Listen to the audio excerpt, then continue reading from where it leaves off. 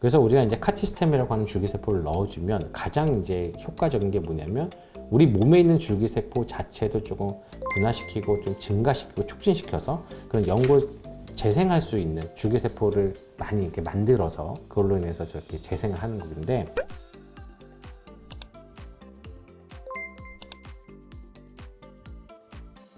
카티스템이라는 건 사실은 남의 줄기세포라고 생각을 하시면 됩니다. 카티스템은 동종, 제대혈, 유렉, 중간엽 줄기세포라고 하는 건데요. 사실은 이 카티스템은 우리가 이제 태반, 아기들 그 태반에 있는 혈액에서 뽑아낸 그런 줄기세포를 배양해서 우리 몸에 주입하는 줄기세포 치료제입니다. 네, 그거를 이제 보통 상품명을 카티스템을 하고 무릎 관절에 관절염이 있으신 분들, 연골이 이제 많이 다른 경우에 사용을 할 수 있는 상품명이 카티스템입니다.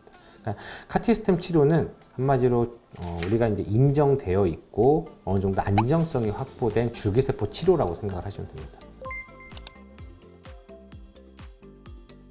사실은 카티스템은 우리가 이제 관절염의 1기, 2기, 3기, 4기로 따지진 않습니다. 우리가 이제 관절염을 보는 그런 정도가 엑스레이 상에서 보는 1, 2, 3, 4단계가 있고 MRI를 찍어서 ICRS 그레이드라고 해서 ICRS 정도에 따라서 연골 자체가 얼만큼 손상이 됐느냐에 따라서 조금 나뉠 수가 있는데요. 우리가 일반적으로 이제 카티스템 이 수술 방법은 보통은 이제 ICRS가 4단계 정도에서 시행을 합니다. 보통 관절염이 심하신 분들이 4단계가 되는데요. 관절염이 심하다 라는 말이 상당히 어렵습니다. 이거를 얼만큼 심한지에 따라서 이걸 줄기세포를 치료할지 안 할지, 또한 나이도 상당히 중요하고 어느 부위에 관절염이 진행했는지가 상당히 중요하기 때문에 그거에 맞춰서 좀 치료를 하는 것이 좋겠습니다.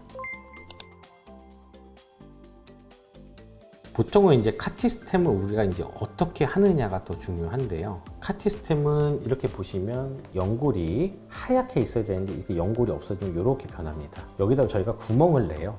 대퇴부, 경골 쪽에 이제 내시경을 통해서 이렇게 카티스템 치료제를 넣어주는 것이 카티스템 치료입니다. 근데 이제 이 카티스템 같은 경우는 저게 어떻게 이제 작용을 하냐면 실질적으로 우리가 이렇게 구멍을 내주거든요. 이렇게 안에 보시면 이렇게 동글동글 맺히는 것들이 있어요. 우리가 본메로라고 하는 건데 저기서 이제 나오는 우리가 연골 세포들이 있습니다. 그래서 저렇게 미세천공술을 하게 되면 저렇게 구멍에서 저런 우리 몸에 있는 줄기세포가 조금씩 나와요. 거기 양이 너무 적습니다. 그래서 저렇게 미세천공술만 해가지고는 우리가 재생의 효과를 크게 보기가 어렵습니다. 그래서 우리가 이제 카티스템이라고 하는 줄기세포를 넣어주면 가장 이제 효과적인 게 뭐냐면 우리 몸에 있는 줄기세포 자체도 조금 분화시키고 좀 증가시키고 촉진시켜서 그런 연골 재생할 수 있는 줄기세포를 많이 이렇게 만들어서 그걸로 인해서 저렇게 재생을 하는 건데, 일반적으로 한 1년에서 2년 정도, 뭐 길게는 3년까지 본다고는 하지만 실질적으로 우리가 이제 엑스레이를 봤을 때 휜다리가 어느 정도 있으신 분들이 카티스템만 수술을 했을 경우에 그런 경우에 보면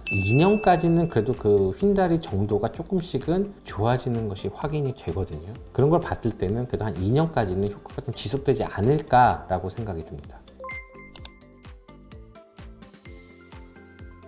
카티스템은 무조건 다 할 수 있는 건 아닙니다. 보통은 이제 류마티스 같이 이제 면역 질환자들, HIV, 에이즈가 있으시거나 그런 경우에는 사실은 이 줄기세포 치료는 안 하시는 게 좋고요.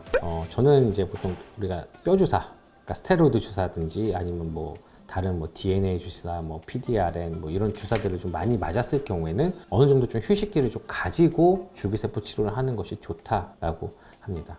그리고 염증이 있는 경우, 즉 염증이라는 게 단순 염증 반응이 아니라 무릎 내에서 만약에 좀 약간 고름기가 있는 그런 관절 삼출액이 좀 있다거나 그런 경우에는 사실은 줄기세포 치료는 안 하는 것이 좋습니다.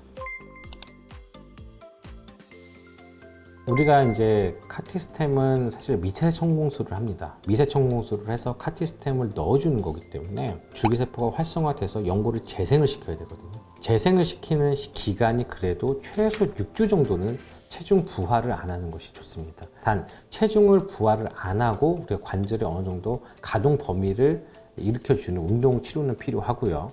보통 환자의 그런 연골 상태에 따라서 또 카티스템 우리가 어느 정도 썼는지에 따라 달라지지만 보통 6주에서 8주 정도는 다리에 체중 부하를 안 하는 것이 효과적일 것이라고 생각이 듭니다. 보통은 이제 이 카티스템만 했느냐 아니면 카티스템을 하면서 같이 휜다리 수술을 했느냐에 따라서 약간의 재활 기간이 달라지고 연골 손상 크기가 얼만큼 됐느냐에 따라서 재활이 좀 달라집니다.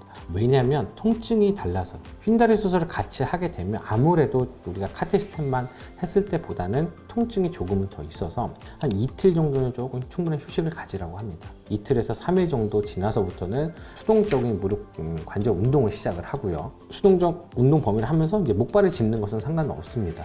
단 체중 부하, 우리가 이제 무릎을 눌러서 하는 그런 동작만 좀 피하면 되고요.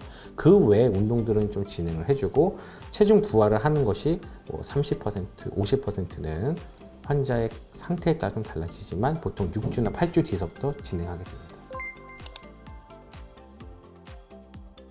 보통 대부분은 카티스템을 하면서 만약에 휜다리 교정술에 적응증이 되면 같이 하는 것을 더 추천을 드립니다. 우리가 이제 관절염이 있을 때 우리나라 사람들은 휜다리 변형이 많아요. 그러니까 휜다리 변형이 많으면 이게 안쪽으로 많이 좁아져 있거든요. 좁아져 있는 데다가 미세천공을 하고 그다음에 카티스템 수술을 했을 때 좁아진 부분이 계속 좁아져 있다 보면 결국은 이게 힐링이 잘 안 됩니다. 재생이 잘 안 돼요. 재생이 되더라도 이게 마찰이 있기 때문에 마찰이 있는 경우에는 아무래도 재생의 효과가 좀 많이 떨어지겠죠. 단 휜다리 수술에 적응증이면서 그쪽 이제 안쪽으로 만약에 관절염이 있어서 그거에 대해서 카티스템을 했을 경우에는 휜다리 수술과 카티스템을 같이 해주는 것이 효과가 더 좋습니다. 제가 연구를 했을 때 5년 결과를 보면 카티스템하고 이제 근위경골 절골술을 한 거와 근위경골 절골술을 했을 때의 차이는 사실 통증과 기능에 있어서는 한 5년 정도 봤을 때 크게 차이는 없으나 연골 재생을 저희가 2년까지 추시를 했을 때는 확실히 카티스템을 같이 한 경우가 효과가 더 좋았다. 향후에 우리가 안 좋았던 부위가 차는, 연골이 차는 그런 그레이드 자체가 유의하게 카티스템을 같이 했을 때 더 좋았다. 제 결론은 사실은 물론 우리가 이제 휜다리가 있고 만약에 그쪽 안쪽에 있을 때 그런 같이 카티스템을 하는 경우에는 휜다리 수술의 효과가 한 70%, 그다음에 카티스템의 효과가 한 20%, 30% 거기서 플러스를 하느냐 안 하느냐 이렇게 차이가 있다라고 생각을 하시면 될 것 같습니다. 이제 미세천공술을 해야만 우리 몸에 있는 연골 세포들이 나올 수가 있습니다. 미세천공을 안 하고 이렇게 있는 경우에는 여기서는 우리가 세포가 나올 구멍이 없습니다. 이 뼈를 통과를 한 부분에서 우리가 이제 연골 세포들이 드물드물게 있어요. 실질적으로 이 연골 세포를 끌어내기 위해서는 우리가 구멍을 내야만 합니다. 그래서 실질적으로 우리가 카티스템을 봤을 때 보면 효과가 이렇게 하는데 우리가 이렇게 된 부부가 이렇게 차고 이렇게 있는 부분이 밑에도 있는 부분이 이렇게 연골이 차는 겁니다. 근데 우리가 이제 몇 가지를 몇 분 이렇게 연골 동의를 얻어서 진행해 본 결과 거의 이전 연골과 비슷한 연골 세포로 연골로 자라났다라는 것이 이미 보고가 되어 있고 이게 이제 휜다리 수술했을 때보다 이렇게 자라나기 때문에 아무래도 우리가 연골에 어느 정도 이게 딱딱하거든요. 딱딱하면서 매끄럽습니다. 그래서 이게 이제 부드러워지는 효과까지 더 추가로 할 수가 있는 거죠. 그게 이제 카티스템의 장점이라고 생각합니다. 카티스템을 보통 수술하는 방법이 두 가지로 나뉩니다. 보통 절개, 실개골 옆쪽에 한 4cm 정도에서 5cm 정도를 절개를 해서 관절을 노출해서 하는 경우가 있고요. 두 번째는 이제 관절경으로 상처를 내지 않고 하는 경우가 있습니다. 저는 이제 절개를 했을 때 절개하신 분들의 불만이 뭐냐면 이제 젊으신 분들 같은 여사분들 같은 경우는 흉터가 좀 싫다. 그리고 그러니까 실개골 옆쪽에 수술을 해놓기 때문에 생각보다 앞쪽 통증 호소하시는 분들이 그래도 생각보다 있어요. 절개를 했을 때는. 그래서 저는 사실 절개법을 지금은 사용하진 않고 내시경으로만 하고 있는데 내시경은 어차피 저희가 보면서 들어가는 부분이고 추가에 더 구멍을 뚫는다고는 하지 않습니다. 이제 무릎 실개골 밑으로 앞쪽을 조그맣게 2개 정도만 뚫어서 시술을 하기 때문에 아무래도 회복도 빠르고 어떤 흉터에 의한 통증도 많이 없어질 수 있습니다. 오늘은 카티스템에 대해서 알아봤습니다. 단순하게 카티스템은 줄기세포 치료라고 생각을 하시면 돼요. 카티스템 이 줄기세포 치료 자체는 반드시 꼭 해야 되는 것은 아닙니다. 하지만 내가 뭐 한 15%에서 20% 조금 크게 봐서 30%까지 우리가 좀 재생치료에 좀 효과를 더 보고 싶다 하시는 분들은 카티스템도 좋은 방법일 수도 있다라는 것이 제 생각입니다. 또 카티스템 하는 경우에는 또 좋은 결과를 또 나타내야 되기 때문에 정확한 좀 진단을 하고 이게 효과가 있을지 없을지를 보는 것도 중요하다라고 생각이 듭니다.